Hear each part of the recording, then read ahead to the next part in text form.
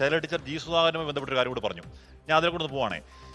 G Sudhakaran party ഒരിക്കലും വിടുന്ന കരുതിയിരുന്നില്ല എന്ന് ടീച്ചർ പറഞ്ഞു. പക്ഷേ എസ് കെ ഇന്ന് രാഷ്ട്രീയ മണ്ഡലത്തിൽ ചർച്ചയായ മറ്റൊരു ചർച്ച കൂടിയായിരുന്നു അത് എന്ന് പറഞ്ഞാൽ ടീച്ചർ മാത്രമല്ല, ഇങ്ങനൊരു തീരുമാനം ഇദ്ദേഹം എടുക്കുമെന്ന് പ്രതീക്ഷയില്ലായിരുന്നു. എന്നോട് സംസാരിച്ചപ്പോൾ മുഖ്യമന്ത്രിയും പറഞ്ഞു. എക്സാക്ട്ലി എസ് കെ മുഖ്യമന്ത്രി അവരാരും സാക്ഷാൽ ജി സുധാകരൻ ഇങ്ങനെ ഒരു കടക്കൈ ചെയ്യും എന്ന് പ്രതീക്ഷിച്ചിട്ടുണ്ടാവില്ല.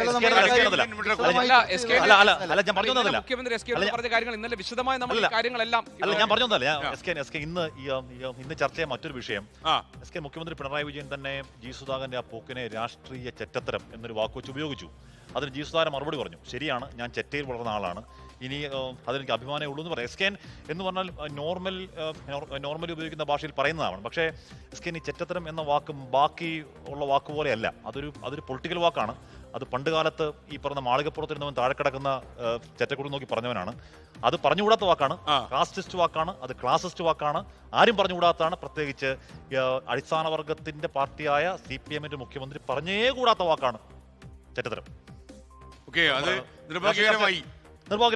കാരണം അതങ്ങനെ പദപ്രയോഗം അദ്ദേഹം നടത്താൻ പാടില്ലായിരുന്നു. മനോരമ ന്യൂസുമായി ജോണി ലൂക്കോസ് സംസാരിക്കുമ്പോഴാണ് ഇങ്ങനെ പറഞ്ഞത്.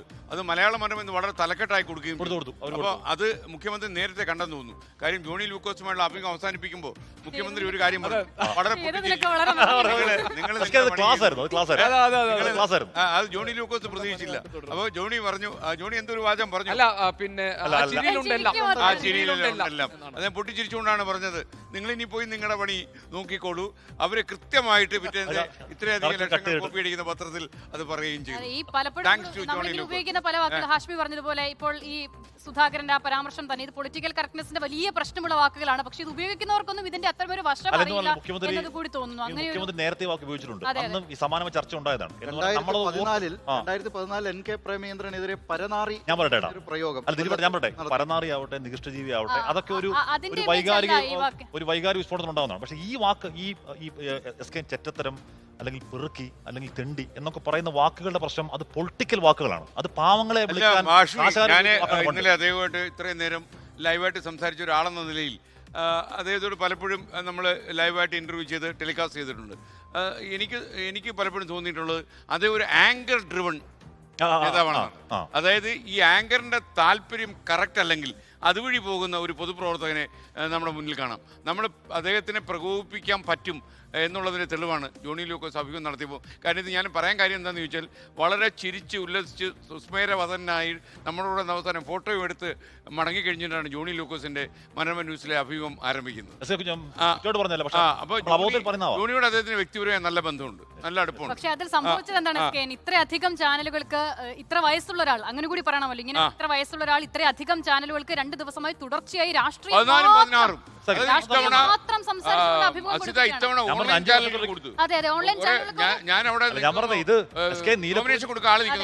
എല്ലാ രാഷ്ട്രീയ വിഷയങ്ങളും എല്ലാ വിവാദ വിഷയങ്ങളും ക്ലാരിറ്റിയോട് കൂടി സംസാരിക്കുന്നു. പക്ഷേ ഇതിലേക്ക് ചർച്ച ഒതുങ്ങിപ്പോയി. പരാമർശത്തിലെ ഇലക്ഷൻ തൊട്ട് മുമ്പാണ് 5 വർഷത്തിൽ ഒരിക്കൽ പോകുന്ന നീലക്കുറിഞ്ഞു പോലെ 5 വർഷത്തിൽ ഒരിക്കൽ മാത്രം സംഭവിക്കുന്ന ഒന്നാണ്. അതുകൊണ്ട് മുഖ്യമന്ത്രി 2 ദിവസം കൊണ്ട് എല്ലാവർക്കും 14-16 പേരൊക്കെ പക്ഷേ എനിക്കൊരു കാര്യം പറയാനുള്ളത്, രണ്ട് രീതിയിൽ അദ്ദേഹത്തിനെ നമുക്ക് ഇന്റർവ്യൂ ബേസ് ചെയ്തിട്ട് വേണേ കാണാം. പ്രക്ഷേപകർ എന്നുള്ള നിലയിൽ ഒന്ന് ചിലപ്പോഴേ ഈ ആങ്കർക്ക് ചിലപ്പം വേണ്ടാത്ത വഴിയിലേക്ക് ഡ്രൈവ് ചെയ്ത് പോകാൻ പറ്റും. പക്ഷേ അദ്ദേഹത്തിന് സ്റ്റോക്കായിട്ടുള്ള മറുപടി കാണുകയും ചെയ്യും. പക്ഷെ എന്നാലും നമ്മൾ അദ്ദേഹം എത്രയോ ഇന്റർവ്യൂ കഴിഞ്ഞിട്ടാണ് ഞാൻ അദ്ദേഹത്തിന് മുന്നിൽ ഇന്റർവ്യൂവിനായിട്ട് ചെന്നിരിക്കുന്നത്. അപ്പോഴും അദ്ദേഹം ഒരു ഗെയിം പ്ലാനർ എന്നുള്ള നിലയിൽ അദ്ദേഹം പറയുന്ന രാഷ്ട്രീയ മറുപടികളൊക്കെ വളരെ ഇന്റലിജന്റായ റിപ്ലൈ ആണെന്ന് എനിക്ക് തോന്നി. കാരണം ചതിക്കുഴികളിൽ വീഴാവുന്ന ചില ചോദ്യങ്ങളൊക്കെ ഞാൻ അദ്ദേഹത്തോട് ചോദിച്ചിരുന്നു. നിർദോഷം എന്ന ആളുകൾക്ക് തോന്നാമെങ്കിലും ആ ചോദ്യത്തിന്റെ പിന്നിലും ചില ചതിക്കുഴികളിൽ വേണമെങ്കിൽ ഒരു മുഖ്യമന്ത്രി എന്നുള്ളതിൽ അദ്ദേഹം പെട്ടുപോകാമായിരുന്നു. അതിലൊക്കെ വളരെ അനായാസമായ അഭ്യാസത്തോടെ അത് രക്ഷപ്പെട്ട് കയറി വരുന്നത് ഞാനിങ്ങനെ കാണുകയായിരുന്നു. എനിക്ക് തന്നെ ഉള്ളിലൊരു ചിരി പൊട്ടി, ഇങ്ങനെയൊക്കെ അത് മനസ്സിലായല്ലോ എന്ന്. അപ്പോൾ അദ്ദേഹത്തിന് അങ്ങനെ ഒരു പൊളിറ്റിക്കൽ അനലിസ്റ്റ് എന്നുള്ള നിലയിൽ അദ്ദേഹം വിജയമാണ്. അതേസമയം അദ്ദേഹത്തിന്റെ കാര്യത്തിൽ സംഭവിച്ചത് വേണമെങ്കിൽ അദ്ദേഹത്തിന് ഇങ്ങനെ പദപ്രയോഗം നടത്താതെ അതിൻ്റെ അവസാനിപ്പിക്കാമായിരുന്നു. കാര്യം എന്തൊക്കെ പറഞ്ഞാലും ജി സുധാകരൻ വലിയൊരു കമ്മ്യൂണിസ്റ്റ് സൈദ്ധാന്തികൻ തന്നെയാണ്, ഭുവനേശ്വരന്റെ സഹോദരനാണല്ലോ അല്ലേ. കാര്യം ഒരുപാട്, കാരണം ആരൊക്കെ എന്തൊക്കെ പറഞ്ഞാലും ആ വീട്ടിൽ വലിയൊരു നഷ്ടമുണ്ട്. താങ്കൾ അഭിമുഖം നടത്തിയ ആളെന്ന നിലയിൽ എൻ്റെ ഒരു സംശയം ചോദിക്കണം. അതായത് അദ്ദേഹത്തിന് ഒരു സൂക്ഷ്മതക്കുറവ് പറ്റിയതാണോ ഈ പ്രയോഗത്തിൽ, അതോ അതിസൂക്ഷ്മമായി അദ്ദേഹം നടത്തിയ ഒരു പ്രയോഗമായിരുന്നു? സൂക്ഷ്മതക്കുറവാണെന്നാണ് ഞാൻ ഈ വാക്ക് ഉപയോഗിക്കില്ല. ഈ നാട്ടിൻപുറത്തൊക്കെ എല്ലാവരും ഇന്നത്തെ പൊളിറ്റിക്കൽ കറക്റ്റ്നസിന്റെ പ്രശ്നമൊന്നും അറിയാതെ തന്നെ ആളുകൾ ഉപയോഗിക്കുന്ന ഒരു വാക്കാണിത്. അപ്പോൾ അങ്ങനെ സംഭവിച്ചതാണ്. അത് അങ്ങനെ അദ്ദേഹത്തെ കാരണം എല്ലാവരും സുധാകരന്റെ കാര്യം ചോദിക്കുന്നുണ്ട്. അപ്പൊ ഈ ഒരു കമ്മ്യൂണിസ്റ്റ് വിശ്വാസി എന്നുള്ള നിലയിൽ സുധാകരൻ ഇപ്പൊ പറയുന്ന പല കാര്യങ്ങളും ഇദ്ദേഹത്തെ പോലുള്ള ആളുകളെ പ്രകോപിക്കുന്നുണ്ടാവും. അങ്ങനെ പ്രകോപനത്തിന്റെ ഒരു ഹിമാലയം കയറിയപ്പോൾ അദ്ദേഹത്തിന് കൈവിട്ടുപോയി എന്നാണ് എനിക്ക് തോന്നുന്നത്. എന്തായാലും നമ്മള് എനിക്ക് തോന്നുന്ന ഒരു കാര്യം, അദ്ദേഹം ഒരു പ്രത്യേകിച്ച് ഒരു ലീഡറായി നിൽക്കുന്ന സമയത്ത് വേണമെങ്കിൽ അദ്ദേഹത്തിന് ഒഴിവാക്കാമായിരുന്നു. അല്ല, ജിസുദാരൻ മനസ്സിലാൻ ഇനി ചെറ്റെന്നല്ല എന്നെ വറ്റ മീൻ എന്ന് വിളിച്ചാൽ കുഴപ്പമില്ല എന്ന് പറഞ്ഞ് ജിസുദാരൻ വളരെ ഭംഗിയായിട്ട് തന്നെ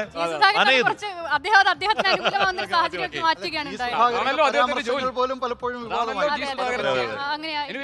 റിപ്ലൈ ആണ് ജി സുധാകരന്റെ. പക്ഷെ ഒരു കാര്യം കൂടിയുണ്ട്, ജി സുധാകരന്റെ കാര്യം പറയുമ്പോൾ നമ്മളിവിടെ ആവർത്തിച്ച് ആദ്യ ദിവസം മുതൽ തന്നെ പറയുന്നത് അദ്ദേഹത്തിന്റെ സഹോദരന്റെ രക്തസാക്ഷിത്വവുമായി ബന്ധപ്പെട്ട വിഷയമാണല്ലോ. അപ്പോൾ അവസാന ദിവസങ്ങളിലേക്ക് ആകുമ്പോൾ അത് ആരാണ് അദ്ദേഹത്തിന്റെ സഹോദരന്റെ ജീവൻ എടുത്തതെന്ന് എല്ലാവർക്കും അറിയാവുന്ന കാര്യമാണ്. നമ്മുടെ ചരിത്രത്തിന്റെ ഭാഗം കൂടിയാണത്. പക്ഷേ അദ്ദേഹം അവസാന ദിവസങ്ങളിൽ അതിൽ നിന്ന് അല്പം ട്വിസ്റ്റ് ചെയ്ത് അതിലേക്ക് എത്തിക്കാൻ അദ്ദേഹത്തിന് കഴിയില്ലല്ലോ. പക്ഷേ പഴയ വീഡിയോകളൊക്കെ പ്രചരിക്കുന്നുമുണ്ട്. പക്ഷെ ഇന്നലെ ജി സുധാകരൻ ഇന്ത്യൻ നാഷണൽ കോൺഗ്രസിന്റെ തൊപ്പിയൊക്കെ വെച്ചിങ്ങനെ ഇരിക്കുമ്പോൾ ഞാൻ പെട്ടെന്ന് ഈ സഹോദരന്റെ രക്തസാക്ഷിത്വമായിട്ട് ബന്ധപ്പെട്ട വിഷയം ഞാൻ പറഞ്ഞ രക്തസാക്ഷിത്വം ബന്ധപ്പെട്ട പ്രശ്നം ഈ പൊളിറ്റിക്കൽ ഡിബേറ്റിൽ കൊണ്ടുവരുന്നത് ഞാൻ യോജിക്കുന്നില്ല. എസ് കെ അത് വൈകാരികമാണ്. പാർട്ടിക്ക് വേണ്ടി ഒരാൾ നഷ്ടപ്പെട്ടുണ്ട്, ഏതെങ്കിലും തരത്തിൽ ആരോപണമൊക്കെ വളരെ നിലവാരം കുറഞ്ഞ ആരോപണമാണ്. അത് വൈകാര്യമാണ്. ഒറ്റ കാര്യം അതിൽ മാത്രം ഒന്ന് പറയട്ടെ. അതായത് ഈ രക്തസാക്ഷിത്വ പ്രശ്നത്തിൽ തന്നെ ഈ സുധാകരൻ പറഞ്ഞുകൊണ്ടിരിക്കുന്നത് ആ കേസിൽ അന്ന് തോൽക്കാനിടയായ സാഹചര്യത്തിൽ പോലീസ് കൊടുത്ത റിപ്പോർട്ടിന്റെ പോരായ്മയായിരുന്നു എന്നും അന്ന് ഭരിച്ചിരുന്നത് ഇടതുപക്ഷമായിരുന്നു എന്നുകൂടി അതിന്റെ ഭാഗമായി ഓർക്കേണ്ടതാണ്. ഭുവനേശ്വരൻ കൊല്ലപ്പെട്ടത് ജി ഭുവനേശ്വരൻ അന്ന് നമ്മളൊക്കെ പഠിക്കുന്ന കാലത്തൊക്കെ വലിയൊരു വിഷയമായിരുന്നു. ലോകത്തെവിടെയായാലും ഏത് സമയത്തും 24 വാർത്തകളും ഓഗ്മെന്റഡ് റിയാലിറ്റി പാക്കേജുകളും എക്സ്പ്ലെയിനറുകളും വിശദമായി കാണാൻ ഞങ്ങളുടെ യൂട്യൂബ് ചാനൽ നിങ്ങൾക്ക് സബ്സ്ക്രൈബ് ചെയ്യാം.